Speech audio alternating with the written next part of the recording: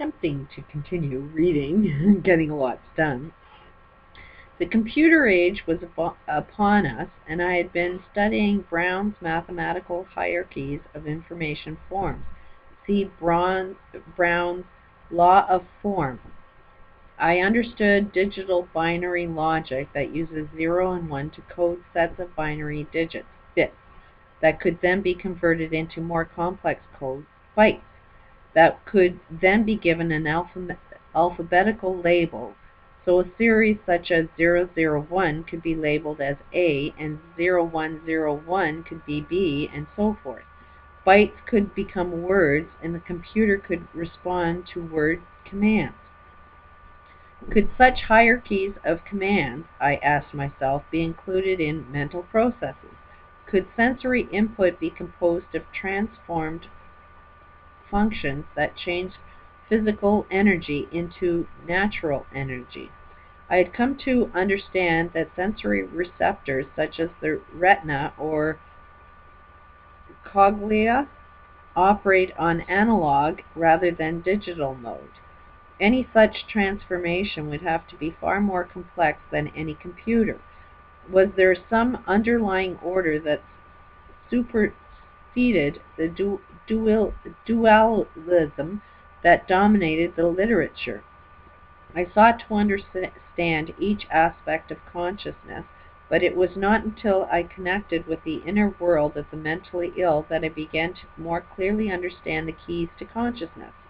Seemingly senseless behavior began to make sense because it was driven by an inherent potential. I knew that some dimensions of consciousness had proven to be hyperspatial. I had come to realize that all forms of consciousness are inseparably connected to dimensions beyond space and time, beyond the speed of light. These dimensions originate in parallel worlds, not just from the space and time. Once I grasped this reality and applied it to my therapy practice, people who were most resistant to regular therapy and often confined to mental hospital care recovered their well-being. Hyperspace contained part of the key to mental wellness. This was a great breakthrough for me, and almost immediately I was besieged by people who wanted assistance with family members who were in a mental hospital. I began to teach groups of people how to transform their holodynes. Then in the process, I discovered that these same principles applied to collective consciousness. I began to experiment with specific difficult problems in my community, such as drug abuse. Within a couple of years, we had completely wiped out illegal drugs use in 6 cities. I opened a private clinic and began to work with families who had an identified patient in the state mental hospital. Over the next 4 years, our work with the families of mental hospital patients was so effective that more than 80% of the hospital patients were able to come back into society and sustain productive lives.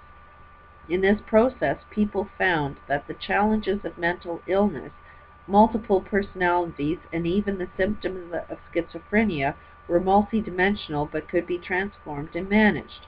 What was once considered an illness became an asset. As in holodynamic approach, expanded, people began to deal with serious crimes such as rape and murder, as well as gang mentalities. My work in these areas prepared me with an understanding, a sense of things that led me from the corporate world into the Cold War and then into hot wars. An association attempt slowed me down enough to complete this and other writings, so that my focus turned to these collective pathologies of disease and how to establish a collective field of wellness. Out of these past research projects, I was able to identify 20 mechanisms that were pretty much recognized by the academic world of science as being directly involved with consciousness. I shared these with you as part of my personal journey into consciousness and my passion to accelerate the transformation of dysfunctional information systems within every level of consciousness.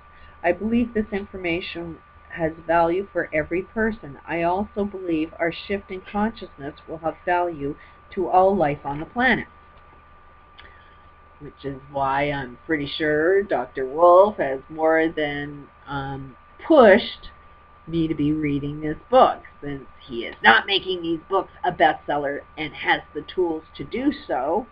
It's been the driving force that leads me to read these books, which might give him the interpretation that I'm against him while I'm his biggest fan. It depends on how he wants to look at this.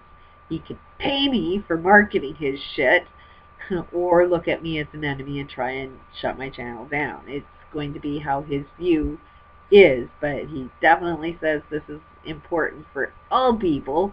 So don't you think all people should know it, or should you be attached to it with funds? Anyways, 20 mechanisms of consciousness. In the past year, more has been discovered about consciousness than was accumulated in the entire history of mankind. In spite of my desire to stay abreast of the information pouring in, I decided to construct the following chart showing the most accepted known dimensions of consciousness today. See the chart Dimensions of Consciousness, which follows. The left-hand column includes the school of thought regarding consciousness, and the top column including the mechanism of consciousness. This chart allows a bird's eye view of the consciousness. You can look at what experts have said about consciousness in various schools of thought, and at the same time we can look at the mechanisms that process consciousness. Since the mechanisms of consciousness are known to be intimately involved in the process of thought, in my view, any comprehensive theory will include all the known mechanisms of consciousness. The major mechanisms of consciousness are as follows. Number 1, parallel worlds. Parallel worlds are an established...